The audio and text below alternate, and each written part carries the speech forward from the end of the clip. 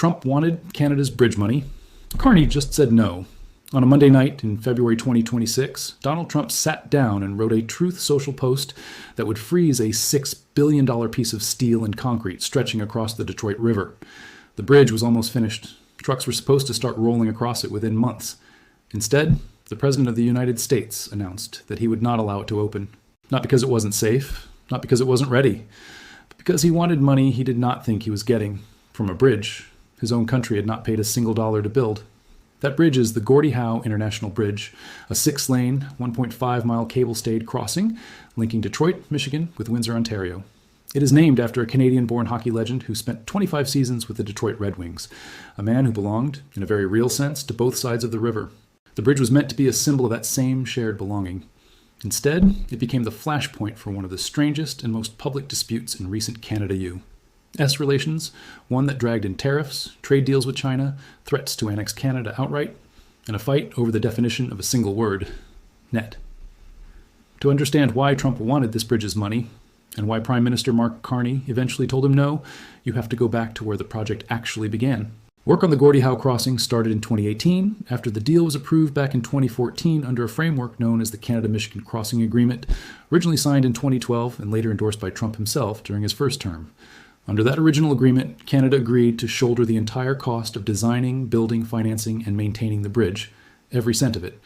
According to reporting from the Detroit News and the Associated Press, that price tag ultimately came in somewhere between $4.5 and $6.4 billion, depending on which cost components are counted. Canadian taxpayers, not American ones, footed that bill in full. In exchange, the original 2012 agreement set out a simple bargain. Canada would collect toll revenue first to pay back its own investment and the interest on it, and only after that debt was cleared would revenues be split 50-50 with the American side. In 2017, during Trump's first term, he and then Prime Minister Justin Trudeau issued a joint statement calling for the bridge's expeditious completion. At the time, Trump seemed to embrace the project. He called it a vital economic link between the two countries. There was no talk then of America being shortchanged. That framing would not surface until years later, once the bridge was nearly finished and Trump was back in the Oval Office for a second term, this time facing a different Canadian government and a very different tone in Ottawa. By February of 2026, the bridge was in its final stretch, expected to open to traffic within weeks. That is, when Trump detonated the first public flashpoint. In his Truth Social post on February 9th, he wrote that Canada was building a massive bridge between Ontario and Michigan, and that Canada owns both the Canada and the United States side, while building it with, in his words, virtually no U.S. content. He blamed a waiver he said had been granted under the Obama administration that allowed Canada to sidestep the Buy American Act. Then came the ultimatum. "I will not allow this bridge to open," Trump wrote, "until the United States is fully compensated for everything we have given them." He said negotiations would begin immediately and floated a demand that the United States should own, perhaps, at least one half of this asset. It's worth pausing on that claim because independent reporting quickly complicated it. According to the Detroit Free Press, the bridge was already jointly owned between the government of Canada and the state of Michigan. It was never solely Canadian property, contrary to what Trump's post implied. And according to CNN's own review of the record, Trump himself, during his first term, had signed off on the framework that produced exactly the ownership and financing structure he was now calling unacceptable. The February post did not stand alone. Trump tied his bridge complaint to a separate and, on its face, unrelated grievance, a preliminary trade deal Carney had struck with China weeks earlier at the World Economic Forum in Davos, Switzerland. Trump wrote that Carney wanted to make a deal with China, which will eat Canada alive, and threatened a full 100% tariff on Canadian goods if Ottawa moved ahead with Beijing. He also repeated a claim, without evidence, that China would terminate all ice hockey being played in Canada, a line so odd that even sympathetic outlets flagged it as baseless. This is a pattern worth noting early because it recurs throughout the story. Trump routinely folded the bridge dispute into a much wider basket of trade and political grievances against Canada, including his repeated, half-joking, half-serious suggestion that Canada should simply become the 51st American state. Carney's initial response was measured. Speaking to reporters in Ottawa, he said he had spoken with Trump directly by phone and that the situation is going to be resolved.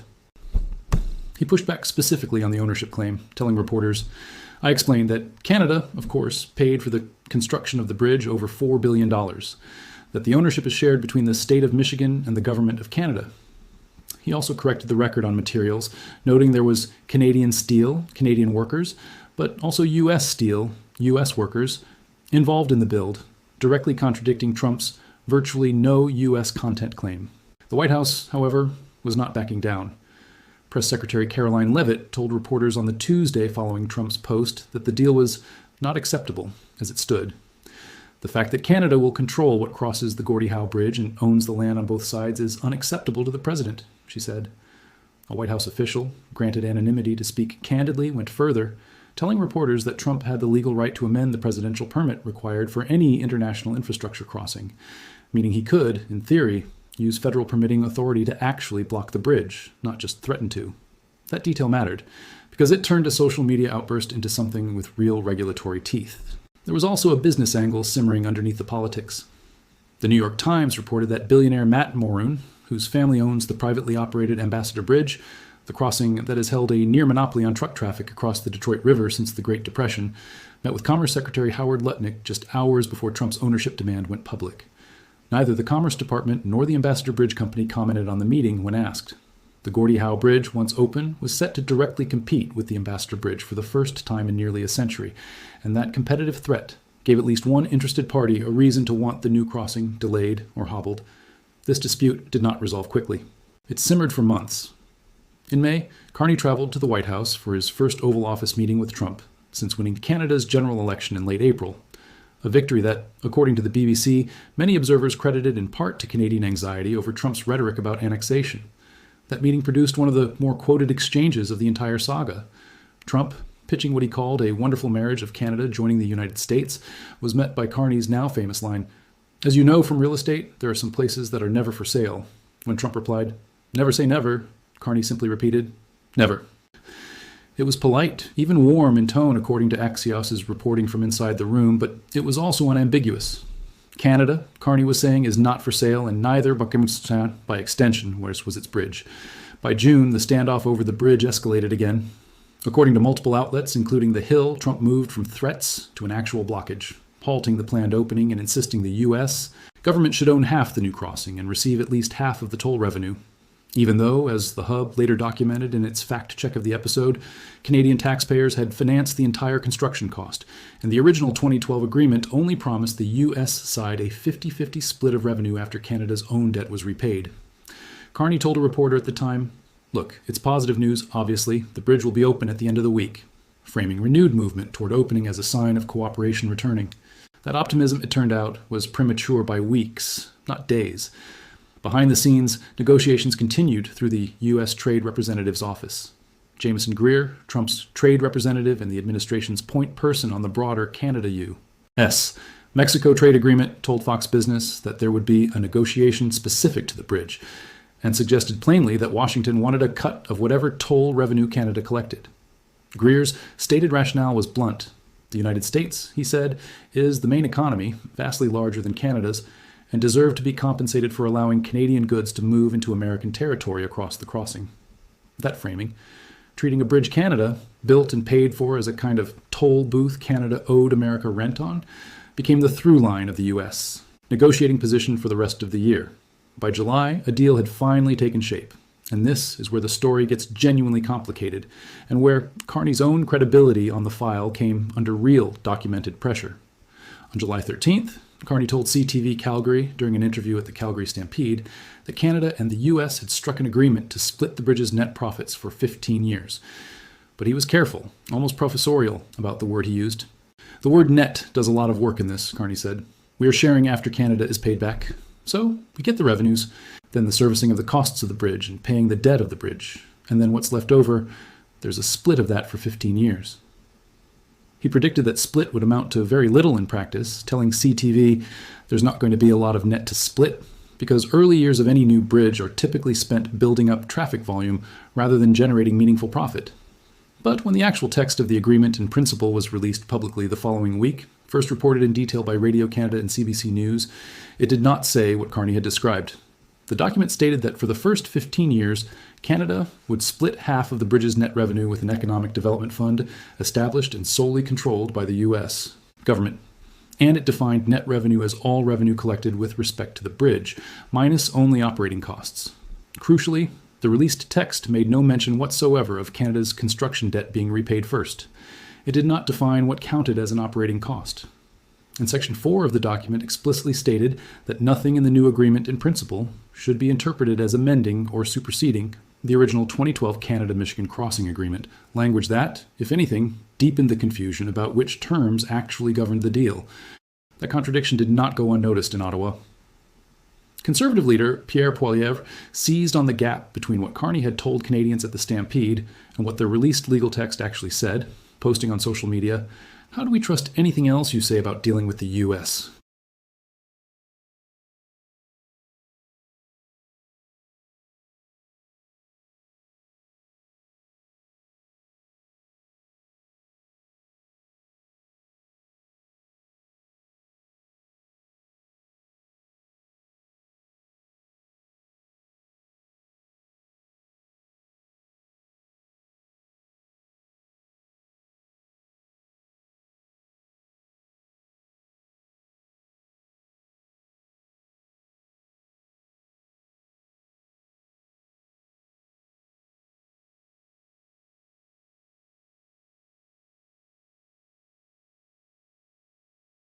Robertson told reporters that construction of the bridge was a long-term investment and that Canada will be paid back, but stretched the payback horizon out to roughly 50 years, a very different timeline than the 15-year revenue-sharing window under dispute. When pressed by reporters, including Global News, to state plainly how much money Canada actually expected to hand over to the United States under the new arrangement, Robertson declined multiple times to give a figure. He characterized the 15-year sharing arrangement as a short-term collaboration around sharing the net revenue, distinct from the long-term payback of Canada's original debt. He also predicted the near-term dollar amounts involved would be modest. "In these initial years, there will be sharing of the net revenue," Robertson said. "We don't anticipate that being very much, given all of the costs at the front end." Then, just as the bridge's actual opening date approached, the dispute took another sharp turn, this time driven by trade policy well outside the bridge itself. In the days before the planned joint opening ceremony, Trump imposed a new round of tariffs on Canadian goods, reportedly as high as 50% on some categories, escalating an already tense trade relationship. In direct response, Canadian officials made the decision to cancel a planned joint U.S. Canada opening celebration that had been scheduled for July 24th. According to the Detroit News, which reviewed the internal notice, an email sent from the Windsor-Detroit Bridge Authority to at least one U.S. elected official stated flatly, "The July 24, 2026 event for the Gordie Howe International Bridge has been canceled. We appreciate your interest. We regret any inconvenience and appreciate your understanding." Canadian leaders instead planned their own event, without American officials present, to mark the completion of the bridge. Windsor and Detroit had waited nearly a decade to see finished. Trump did not let the snub pass quietly. Speaking after the Canadian-only ceremony, he said, "Canada disinvited the United States of America to the opening of the Gordie Howe Bridge, which is fine, considering they are paying substantial tariffs to the United States.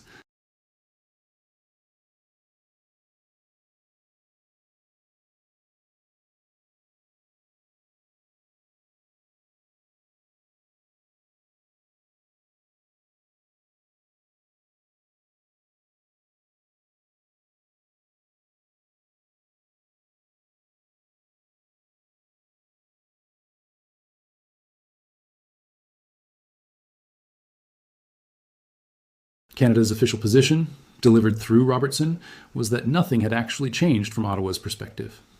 The Canada-Michigan Crossing Agreement and the recently negotiated agreement in principle between Canada and the United States remain unchanged from Canada's perspective, Robertson told Global News, directly contradicting Trump's claim that the original agreement was dead. Robertson described the new arrangement as a short-term collaboration layered on top of the original 2012 framework, not a replacement for it, while Trump was telling the American public the opposite, that the old deal was gone and a new, more favorable one for the U.S. had taken its place.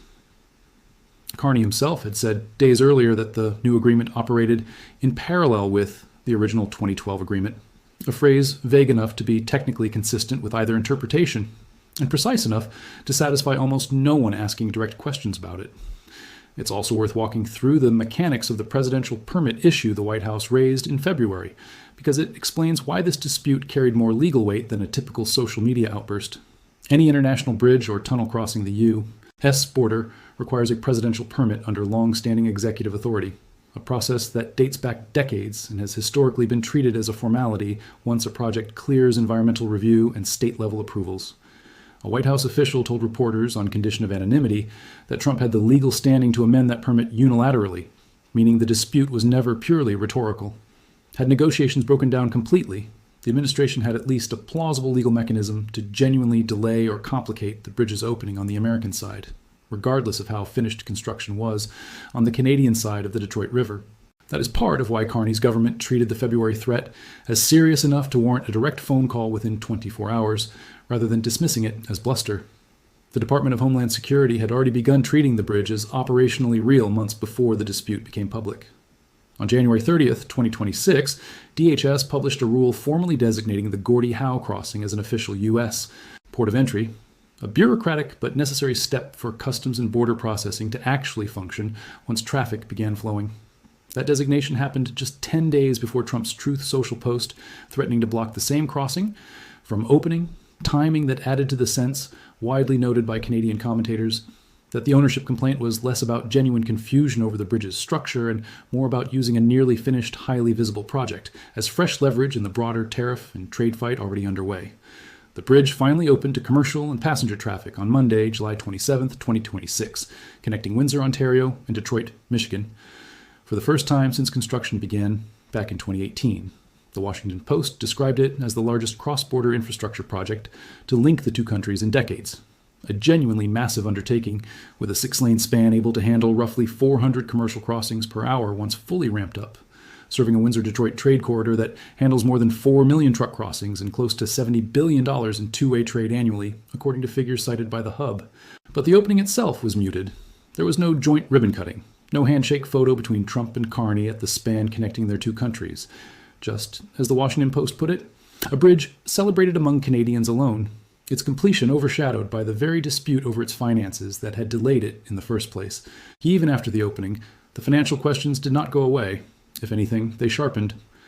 A Detroit News analysis using 2025 traffic data as a baseline estimated that the ongoing trade war between the two countries could suppress vehicle crossings on the new bridge by 6.6 to 8.6% below original projections, translating into roughly 400,000 to 500,000 fewer vehicles crossing annually than planners had expected.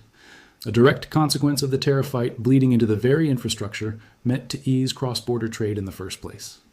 That matters enormously for the revenue-sharing dispute, because if traffic volumes come in lower than projected, there will be even less net revenue to argue over in the first place, regardless of which side of the definitional fight over the word net turns out to be correct. In the weeks after the opening, Robertson was again pressed, this time by Canadian outlets including Rebel News, to disclose exactly how much revenue Canadian taxpayers stood to transfer to the United States under the new agreement in principle. He again declined to provide a number, saying only that any net revenues generated during the bridge's first 15 years would be shared and invested on the U.S. side in community economic development. He did not estimate how much those revenues might ultimately total, nor what the arrangement could cost Canadian taxpayers over its full term. That refusal to attach a dollar figure to the deal became, for critics in Ottawa, the clearest evidence yet that the true cost of the agreement remained deliberately unclear, even to the people who negotiated it. So where does that leave the actual dispute the title of this video points to? The moment Trump wanted Canada's bridge money and Carney said no, the honest answer is that it is not a single clean moment. It's a year-long tug-of-war made up of several smaller confrontations. Trump's February threat to block the bridge outright unless the U.S. got half of it. Carney's direct pushback in the Oval Office that Canada is not for sale. The July agreement in principle that gave Washington a cut of net revenue. But only after, Carney insisted, Canada's debt was repaid. And then Trump's own declaration, delivered publicly after Canada excluded U.S. officials from the opening ceremony, that the original deal was dead and the U.S. would simply take 50% of the profit going forward, a claim Canada's own government disputed as inaccurate almost as soon as it was made. It's also worth noting how ordinary Canadians and cross-border commuters have talked about the fight, apart from the political theater in Ottawa and Washington. Local business groups on both sides of the Detroit River were, by most accounts, simply eager for the new crossing to open regardless of how the revenue dispute resolved.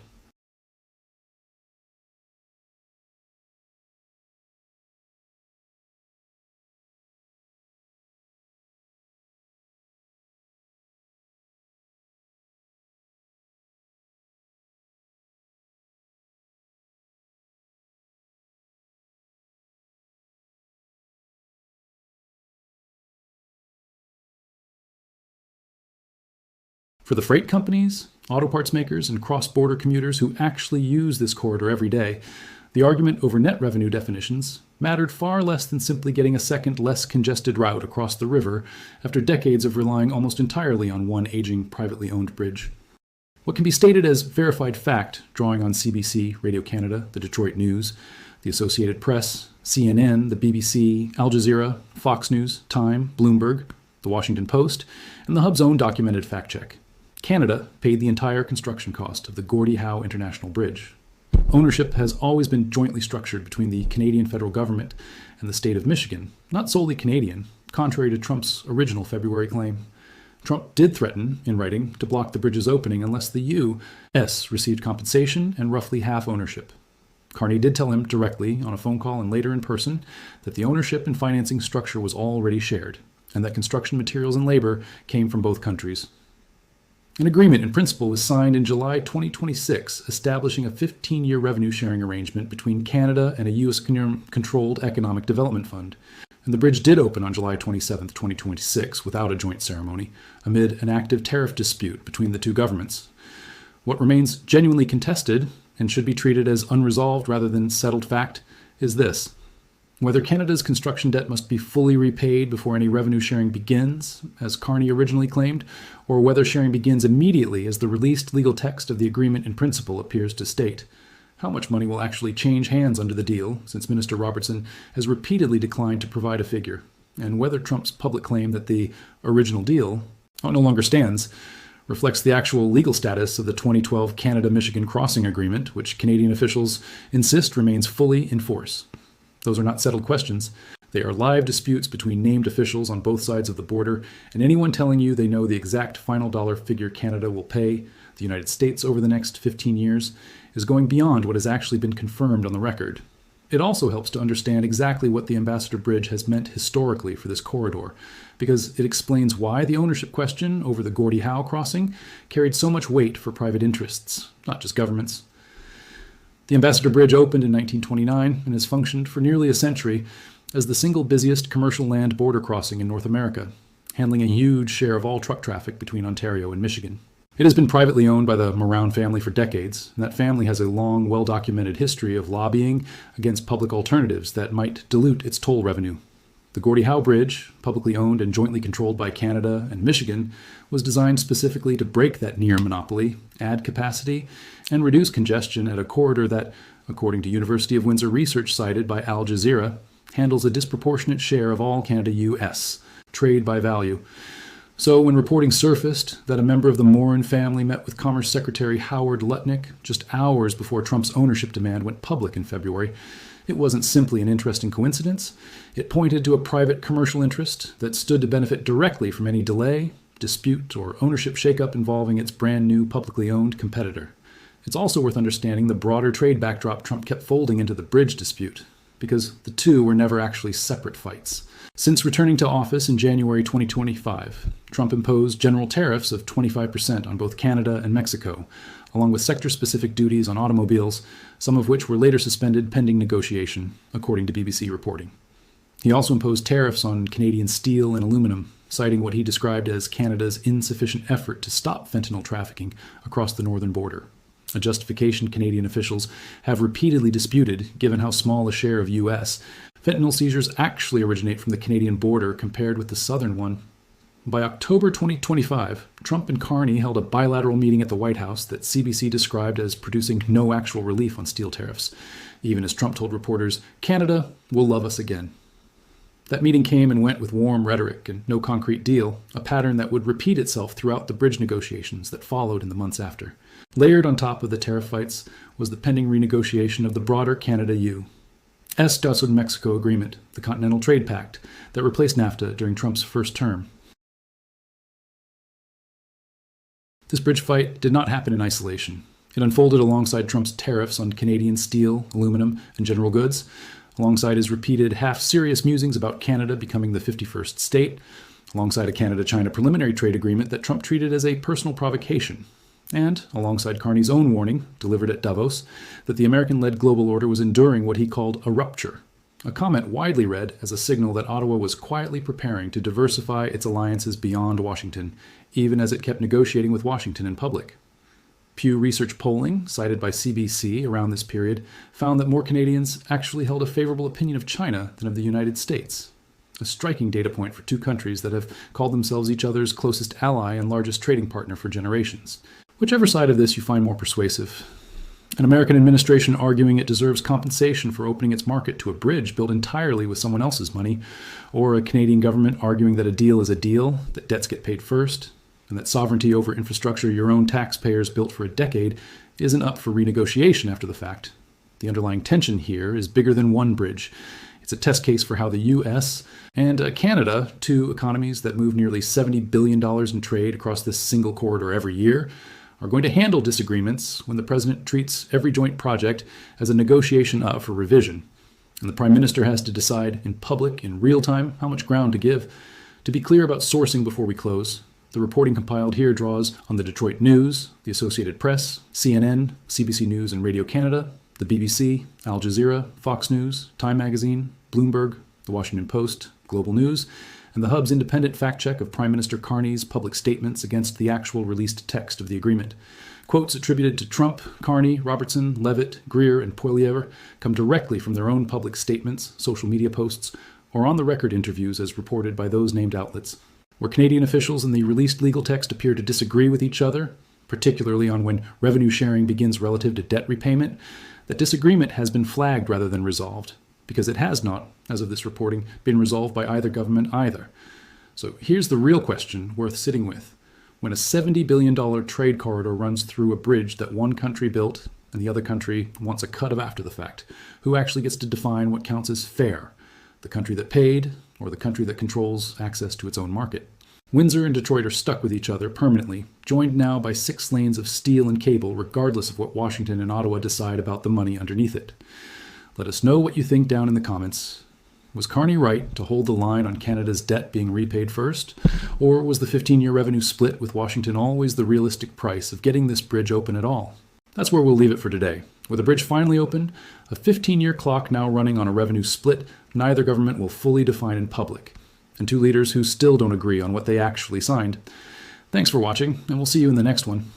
If you want to keep following how this Windsor-Detroit revenue dispute actually plays out over the next 15 years, subscribe so you don't miss the follow-up once real toll numbers start coming in, since neither government has committed to publishing the actual figures on any fixed schedule. If you think Carney's Calgary Stampede explanation didn't hold up against the actual text of the deal, drop your take in the comments. We read them, and they genuinely shape what we dig into next, including whether to pull the CUSMA renegotiation into its own full breakdown. And if this walkthrough helped you actually understand what happened between Trump and Carney over this one bridge, share it with someone who's only seen the headlines and none of the fine print about debt repayment, net revenue, and who really paid for what.